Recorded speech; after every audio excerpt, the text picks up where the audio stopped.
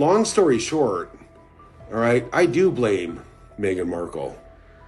Meghan Markle, the shit stain of humanity. Yes, Meghan, and I hope you're watching right now. I hope you're watching, Meghan, because you are the shit stain of humanity. I hope people spit in your face when they see you walking down the street. It's really a little bit disturbing, saying that, she doesn't have a family, she doesn't have a father, and then Harry saying that she has no father now. That's just ridiculous. Breaking right now, Thomas Markle Jr., the sister of Meghan, the Duchess of Sussex, has lashed out at his sister and her husband, Prince Harry, in the most brutal interview he has ever given. So, her half-brother, Thomas Jr., has been slammed for trolling the Duchess and peddling bizarre conspiracy theories about her in a series of weird YouTube videos. Here he is. He's got pillows stuffed under his shirt there. He's wearing a terrible wig. Back in the early days of Meghan Markle's rise into royal life, most people only saw the polished interviews, the glamorous appearances, and the emotional headlines. But now, in 2026, her estranged brother, Thomas Markle Jr., is speaking out again, and what he's saying is pulling the family drama right back into the spotlight. According to Thomas, the public version of Meghan and the private version are two completely different people. He says old family memories tell a story the world never got to see. Thomas described home videos from years ago that allegedly showed Meghan laughing with their father, spending time together like a close, loving family, acting completely different from how things eventually turned out. He believes that bonds slowly fell apart the moment fame and royal attention entered the picture, and he clearly still carries serious resentment over it. But Thomas didn't stop at family tension. He gave one of his strongest opinions yet about Prince Harry. It's really a little bit disturbing, saying that, she doesn't have a family, she doesn't have a father, and then Harry saying that she has no father now. That's just ridiculous. Meghan Markle is always attempting to, shall we say, build relationships with very, very, very rich men. I think she's taking advantage of a very weakened man and getting him to say things that you just shouldn't be saying on television. In his view, Harry has changed massively over the years, especially compared to the confident figure people remember before he stepped away from royal duties in 2020. Thomas claimed Harry now looks drained, stressed, and completely disconnected from that image, and in Thomas's mind, Meghan played a major role in that shift. That's his personal opinion, not confirmed fact, but it instantly sparked fresh online debates. Thomas also went after Meghan's public persona, calling it calculated. He described her as someone who always needs to control the narrative, someone who allegedly struggles to accept criticism or accountability when things go wrong. He even pushed back against the story of her rising completely on her own, saying that version leaves out real support and opportunities she had growing up. Then things got even more intense.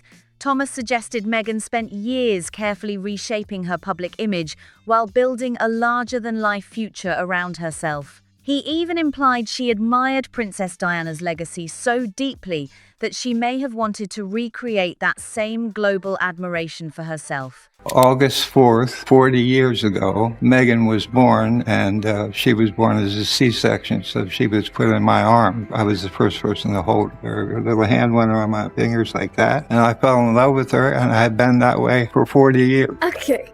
Am I there? And I really do miss her. I hope you're having the best birthday you've ever had. Thank you for everything. And I want it to be known worldwide, that the man who did everything for her and she threw away like a piece of dog shit stuck to the bottom of her shoe. Meghan, you should be ashamed of yourself to show your face in public. I hope people look at you and point from now on. That's that soulless evil. Oh, did I say that out loud? Oh, I'm so sorry. Allegedly, in my opinion. That comparison alone set the internet on fire because Diana's image still carries enormous emotional weight, even decades later. Some viewers saw Thomas's comments as brutally harsh. Others felt he was simply saying out loud what critics had quietly speculated about for years. Either way, one thing is clear, the Markle family drama is still far from over. Thomas also claimed Meghan's reported obsession with royal status eventually turned into outright rivalry, particularly when it came to Catherine, Princess of Wales. According to him, Meghan allegedly struggled with constantly being compared to Catherine, one of the most respected figures in the royal family, even after years of relentless media pressure. According to Thomas, that comparison created serious frustration behind the scenes. He described Meghan as someone who allegedly wanted the same level of admiration and influence as Catherine, but became visibly upset whenever public attention leaned more in Catherine's direction. Royal watchers have debated this dynamic for years, especially after Harry and Meghan stepped back from royal duties and the tensions inside the family reportedly got worse.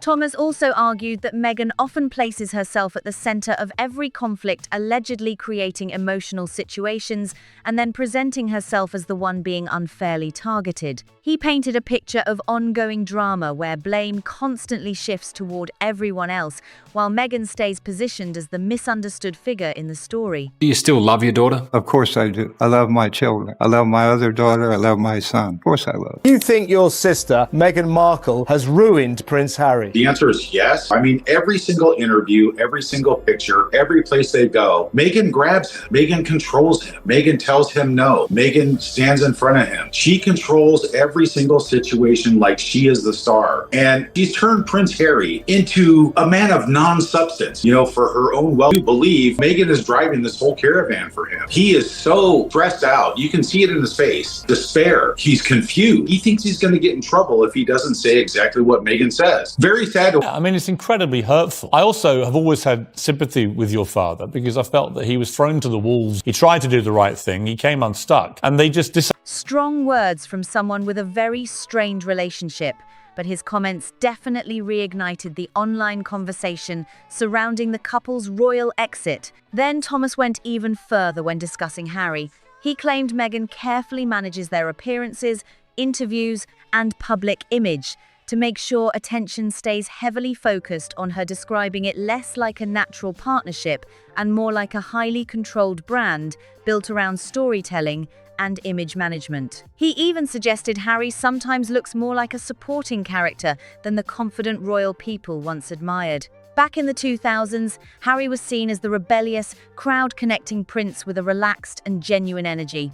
But Thomas claims that version of Harry slowly faded after the couple relocated to California and began building their media ventures far from royal life. What really added heat to the discussion was that Meghan's own father, Thomas Markle, reportedly made similar comments in past interviews, expressing concern that Harry no longer appeared as independent or energetic as he once did. Those remarks hit differently, coming from two family members saying essentially the same thing.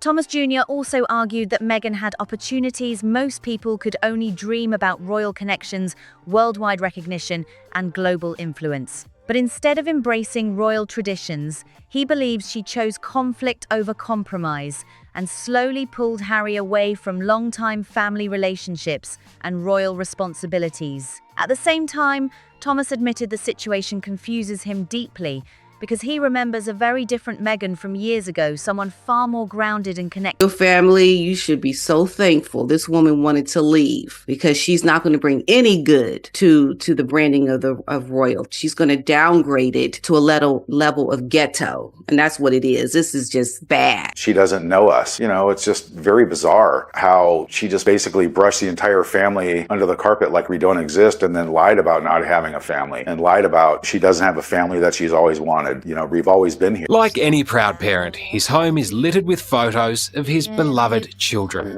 For the longest time, she wanted to be a dancer.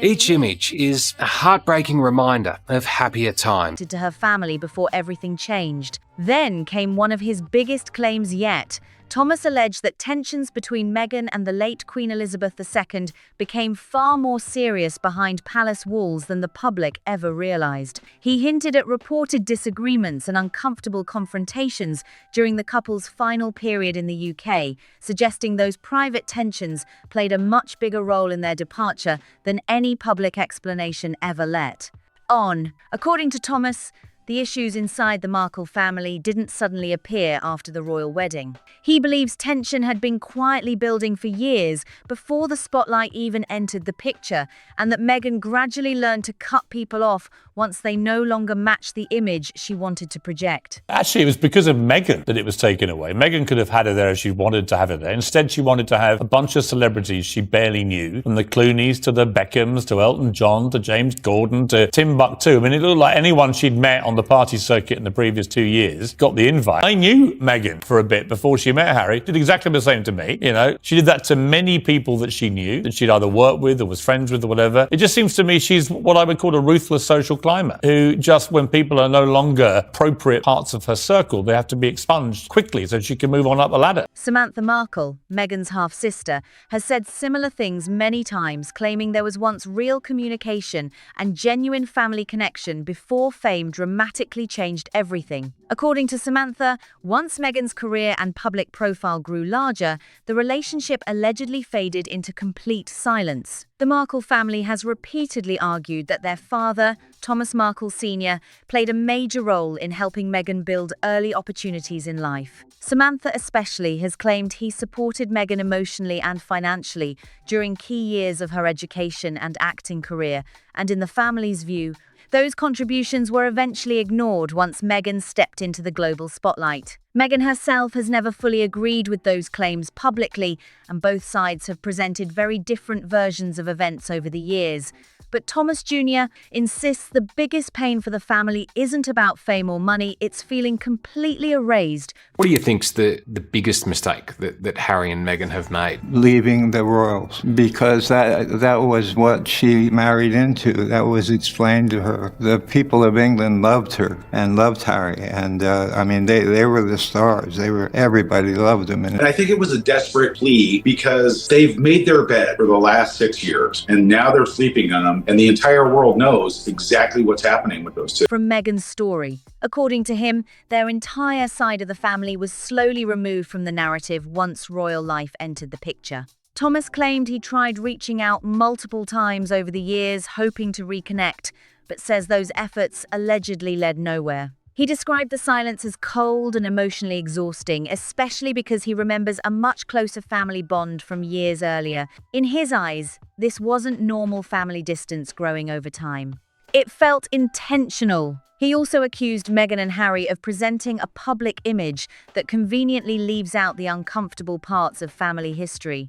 Thomas believes anyone who doesn't fit the polished narrative eventually gets pushed aside or ignored completely. Personal allegations from estranged relatives, not proven facts, but they keep attracting attention because this family divide has remained unresolved for years. One moment Thomas still feels deeply emotional about is the 2018 royal wedding. He said the Markle side of the family expected it to be a once-in-a-lifetime celebration where relatives from both sides came together. Instead, according to him, they were left completely outside, no real conversations, no efforts to reconnect, and no invitations extended to most family members. That experience, he says, permanently damaged whatever relationships still remained. Thomas even admitted he no longer believes reconciliation with Meghan will ever happen. Have you made any attempt to contact your father since he had his stroke? None whatsoever. And, I totally agree with you on the fact that none of us were ever coached or given any help with the paparazzi or press since the very beginning, which has caused a lot of problems. Nobody reached out. I actually reached. In his opinion, the sister he once knew before worldwide fame is gone, replaced by someone focused entirely on image, influence, and public perception. But perhaps the most dramatic part of Thomas Jr.'s comments came when he turned his attention to Harry's future. He warned that the same distance Meghan allegedly created with her own family could eventually find its way into Harry's world too. Thomas suggested Meghan's connection to Harry has always been strongly tied to his royal identity and global status, rather than simply romance alone. That claim sparked heavy reactions online. Critics called it a brutal prediction, while supporters argued Thomas was just recycling old grievances all over again. Either way, even years after the royal exit, the Markle family fallout keeps generating headlines and heated debate. Thomas says one of the hardest parts of this entire situation is comparing the Meghan people see today with the person he remembers from years ago. He keeps pointing to old family recordings that allegedly showed a completely different atmosphere inside the Markle household, Meghan appearing relaxed, close with relatives, and genuinely happy during simple family moments long before royal fame changed everything. In his eyes, that contrast feels almost impossible to understand. Have any advice for Harry? Yeah, stop talking about the royals. Stop giving away all the secrets about the royals. And, love your children and love your wife. But also love your grandmother and love your father. Well, that's her first wedding in Jamaica. That's one of my favorite pictures. I'd like to have that experience with my granddaughter. If you could get just one message across to your daughter now, what would it be? As always, I do love you, and I wish we could sit down and talk about it. I'm not an ogre. I'd love to talk to her. And the warm, grounded version of Meghan from those past memories no longer exists. Thomas also made a strong prediction about the future of Meghan's relationship with her father. He said that if Meghan ever reconnects publicly with Thomas Markle Sr., he personally believes it would happen mainly for image reasons rather than genuine reconciliation. In his view, any future reunion could look more like a carefully planned media moment than a real private healing between family members. Of course, that's entirely his personal opinion with no proof attached. Still, his comments instantly stirred debate online because public curiosity around the Markle family fallout has never really disappeared. People continue asking whether reconciliation between Meghan and her father will ever actually happen. Then Thomas moved into even more controversial territory. He questioned parts of Meghan and Harry's private family life and suggested the ongoing tensions now involve both sides of the family being emotionally shut out. He repeatedly framed the situation as part of a larger family breakdown rather than one single argument, describing the couple as living very separately from both royal relatives and Markle family members, creating what he called a deeply isolated environment around their household. Meanwhile, Thomas Markle Sr. has continued expressing sadness over how distant things became. Unlike Thomas Jr., the father's comments sound less focused on blame and more focused on regret. Thomas Sr. has openly admitted he made mistakes during the intense media circus leading up to the 2018 royal wedding, acknowledging that certain decisions damaged trust and contributed to the growing separation. But he says the emotional distance has been incredibly painful regardless. Now, like I said, Meghan did it to me, and now Harry's doing it to his father. That's a cold thing to do, and it's even more cold to do it to the Queen, who's in her 90s. None of this makes sense. My congratulations to Meghan and to Harry. Harry and Meghan say they plan to call her Lily. Lily is a perfect name. And the other thing that makes me happy is there's now about a lot more Markle blood in the royal. She's already gotten the benefit of her bargain with Harry because she got the title. That's what she wanted. She wanted to be world famous. She wanted the title. You remember when Harry was single, he was the elephant. He was the one, the most eligible bachelor on earth. You could be a royal. You could become world famous overnight. You could live in a castle. You could have access to the crown jewels. You would be a princess. My God, yes, he could have had his pick. How can she sit there saying, I so love my family, my family love me, and ruthlessly cut you, Tom Sr. and Samantha out of her life? According to Thomas, the hardest part is missing important family milestones and feeling disconnected from his grandchildren's lives. He described the silence as emotionally heavy, especially considering how close everything once seemed before the royal relationship changed things publicly. He never expected things to end this way. What hurts most, he says, is feeling completely removed from a daughter he once supported through childhood, school, and the beginning of her acting career. And this is exactly where the story gets truly complicated. Meghan and Harry have spent years publicly discussing healing, compassion, mental health, and breaking away from toxic situations. But from the Markle family's perspective, those same ideas were never extended back toward them. Whether people side with the Markles or strongly support Meghan and Harry, one thing remains obvious: this family divide still hasn't healed. Even here in 2026, despite everything, Thomas Sr. has made one thing very clear. He says he never stopped loving Meghan. No matter how messy the fallout became, he still speaks about her as his daughter first before anything else.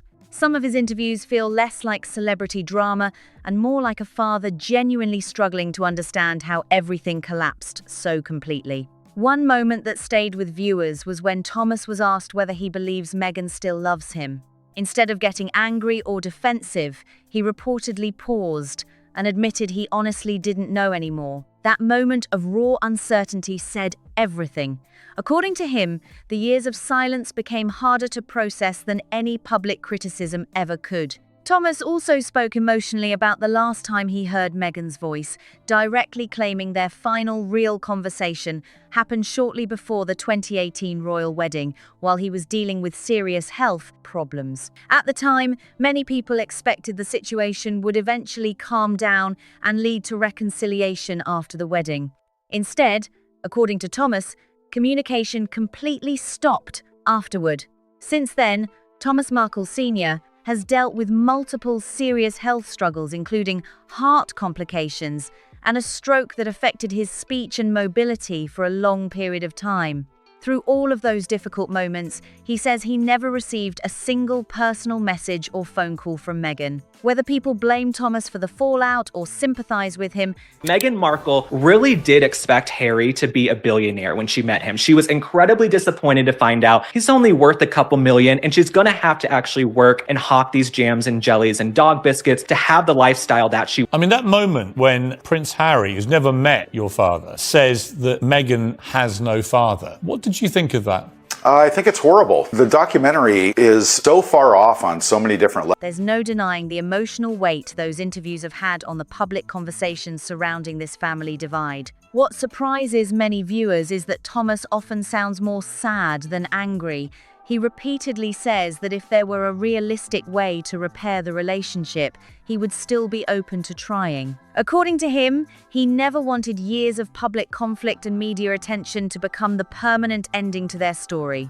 Another moment that caught attention came when Thomas discussed King Charles stepping in during Meghan's wedding ceremony. Rather than criticizing the situation, Thomas actually said he appreciated that someone was there to support Meghan when he physically couldn't attend due to his health condition. He admitted missing that moment was deeply painful, but said he held no resentment toward King Charles personally.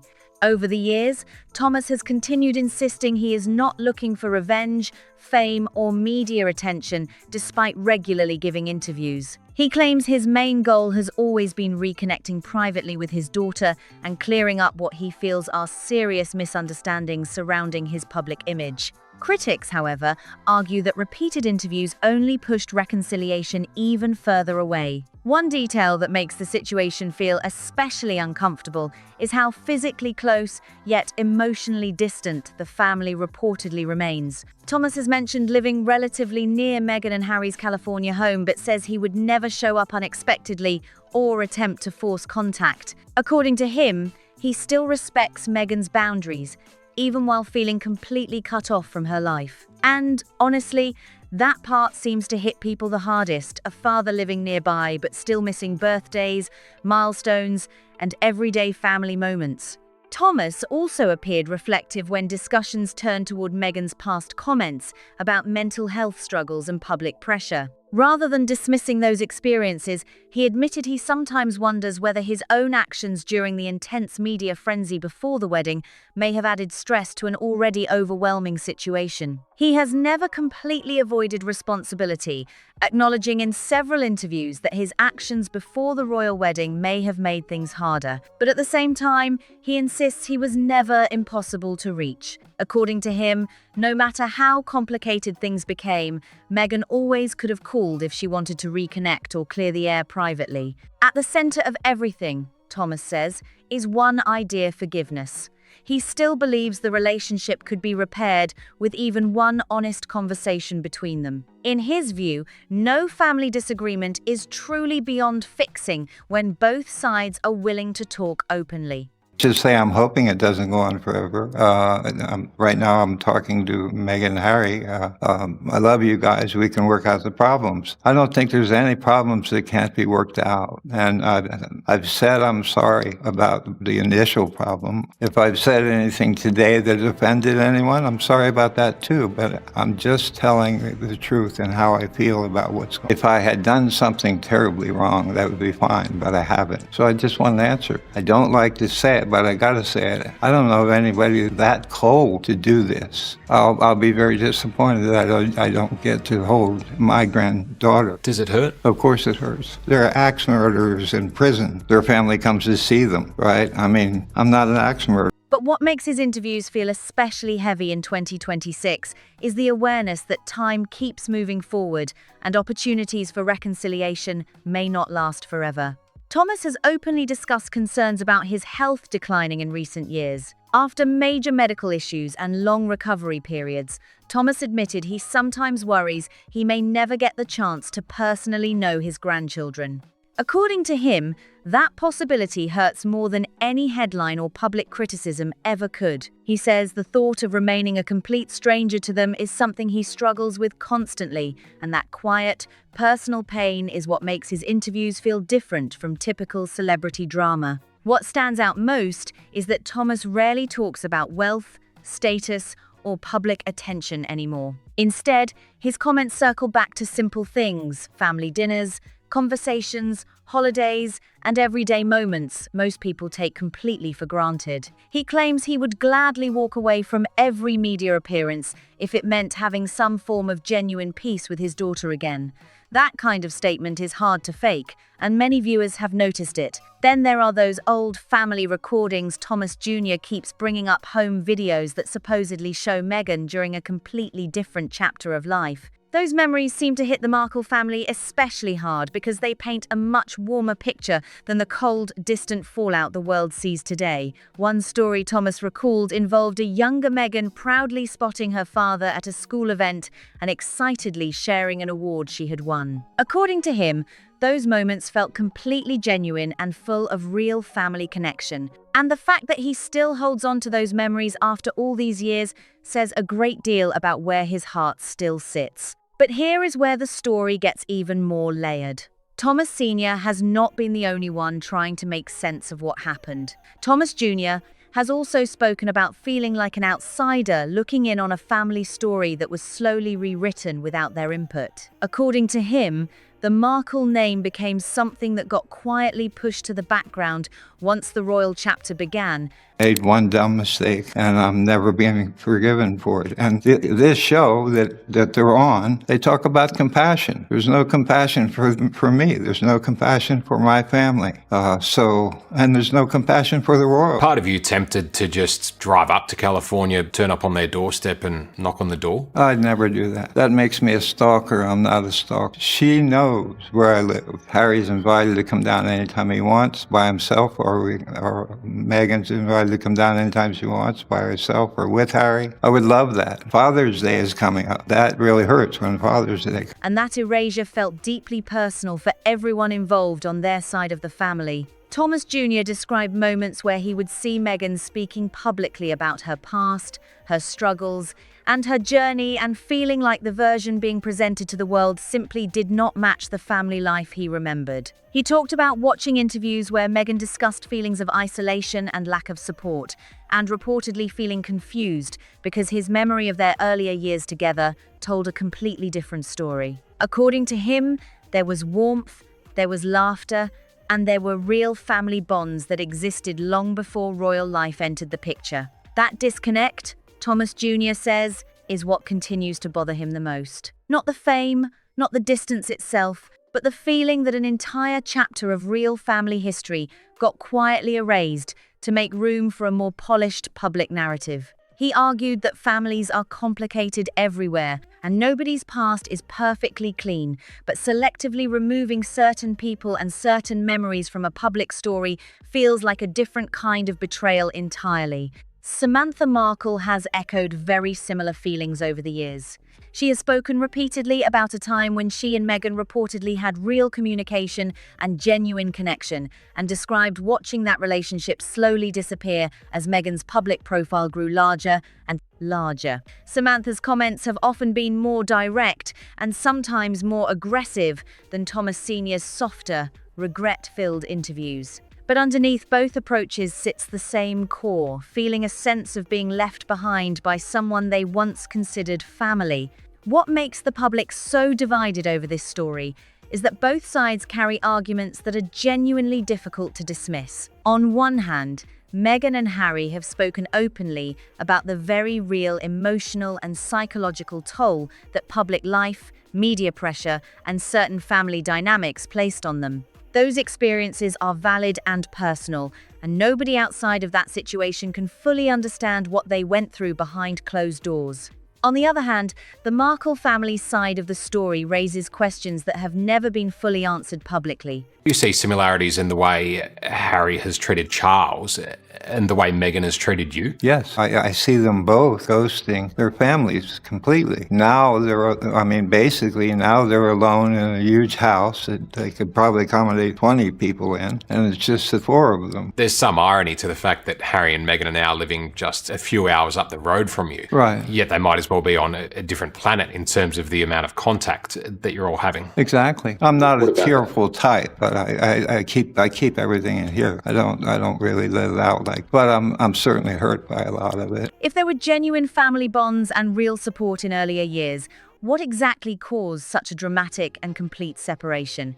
Was it truly a matter of protecting mental health and personal well-being? Or did other factors, including image management, public positioning, and the pressure of royal expectations, play a larger role in pushing family members out permanently? Those questions have fueled online debates for years now, and in 2026, they still haven't found a clean answer.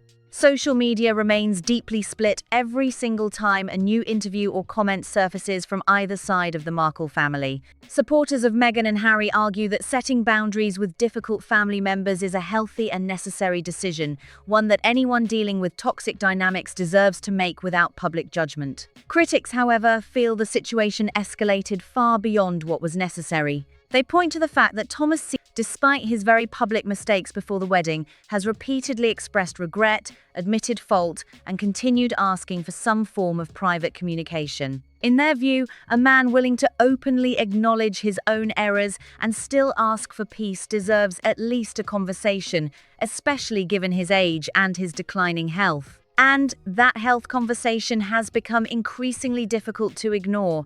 Thomas Markle Sr. is not a young man, and he has made no secret of the fact that his body has been through serious challenges over the past several years. Heart complications, a stroke, and the long recovery process that followed have all shaped the way he now talks about time and family. There is a quiet urgency in some of his more recent interviews, a feeling that he is very aware the window for reconciliation is not staying open forever. Meghan's been very open about her mental health struggle. Yes. Do you consider yourself partly to blame for her suffering? Maybe to some percentage, but I was there at any time. She could have picked the phone and called me at any time. She has my phone number. So. Getting any younger, do you worry that you might never meet these two grandchildren? July 18th, I'll be 77 years old. Most of the Markle men don't make it much past 80. So there's a good chance I might never see my grandchildren. I'm not looking for pity. I'm just saying that's a reality. He has spoken about watching other families repair broken relationships and wondering whether that possibility still exists for him. According to Thomas, he does not need a grand public moment or a dramatic reunion covered by media cameras. What he says he wants is something far simpler, a phone call, a private conversation, even just a message letting him know his daughter is willing to acknowledge what they once had together. That level of humility coming from a father who has faced enormous public criticism is something many viewers have found genuinely moving, even those who do not fully agree with everything he has said or done over the years. It shifts the conversation away from celebrity gossip and into something that feels much more universally human. Because at its core, this is a story about family, about distance, about pride, and about the question of whether love alone is ever enough to bridge a gap that has grown this wide. Thomas Jr., meanwhile, continues carrying his own version of that emotional weight. He has spoken about sleepless nights spent thinking about how differently things could have turned out if fame had never entered the picture. He imagines a version of the Markle family that stayed close, stayed connected, and worked through their differences privately, the way most families do, without cameras, without headlines, and without the entire world forming opinions about who deserves sympathy and who deserves blame. He admits that version of events may now be impossible, but he says the grief of losing that possibility never fully goes away. According to Thomas Jr., watching someone you grew up with become one of the most recognized faces on the planet, while simultaneously feeling like a complete stranger to them, is one of the most disorienting experiences a person can go through. And no amount of media coverage or public debate has made that feeling easier to carry. One of the most talked about moments from Thomas Jr.'s recent round of comments came when he was asked directly,